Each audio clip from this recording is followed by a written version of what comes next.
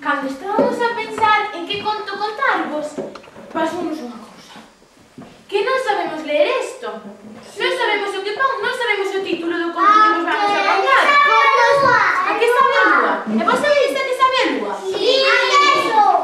Ai, non, a queso non, A galletas. A galletas, estás seguro? Sí. Mira, había moito tempo que os animais andaban a matinar a que sabía a lúa. Era doce ou salgada? Sabía a queixo ou a galletas? Sabe un ano. Polas noites miraban ansiosos ao ceo. Estabicábanse e estiraban o bozo. Un bo día, a pequena tartaruga decidiu subir a montaña máis alta para así poder chegar á lúa. Dende alá arriba, a lúa estaba máis preto, pero, aínda así, de tocala, nin falalo. Entón, chamou polo elefante. Se sobes a meu lombo, pode que cheguemos onde ela. A lúa pensou que se trataba dun xogo e, conforme o elefante se achegaba, ela arridouse un pouco. Como o elefante non puido tocar a lúa, foi chamar pola... Moi bien, pola xirafa. Se sobes enriba do meu lombo, ao mellor alcanzámola. Pero, ao ver a xirafa, a lúa subiu algo máis.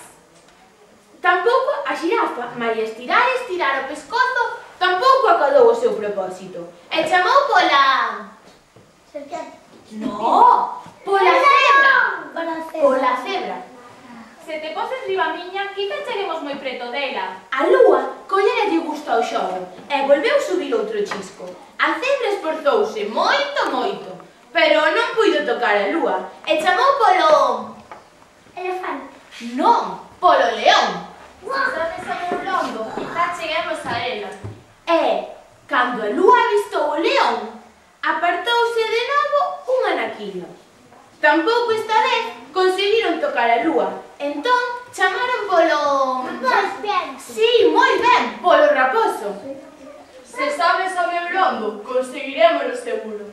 Dixo o león. Ao albiscar o raposo, a lúa volveu subir outro pouquiño. Faltaba un anaco de nada para chegar, pero a lúa comezou a esvaecerse máis e máis. E o raposo chamou polo... Gato. Non. Elefante. Polo lagarto. Non, Polo xeronte. polo mono. Mono. Polo mono. Seguro que logramos desta vez. Anda, sube enriba miña. A lúa, nada máis ver ao mono, recuou outro pouco.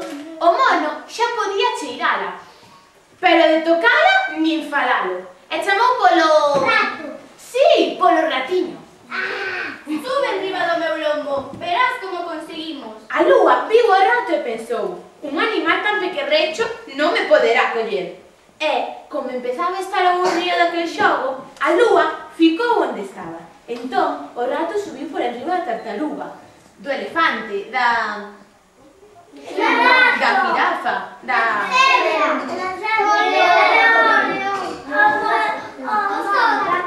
E do mono. E, ñam, dunha dentada, arrincou un anaquiño de lúa. Saboreou na comidacina e logo foi dándolle un bocado ao mono, ao a cebra, a xirafa, quedou vos un. E a tartaruga. E a lúa soubolle salmente a aquilo que máis lles gustaba a cada un deles. Esa noite dormiron todos moi xuntiños. O peixe, que o vira todo, non entendía nada e dixo: Vaiche boa, tanto esforzo para chegar á lúa lá arriba no ceo. Non verán que aquí abaixo na auga hai unha cerca? E, con colorín colorado, este corre.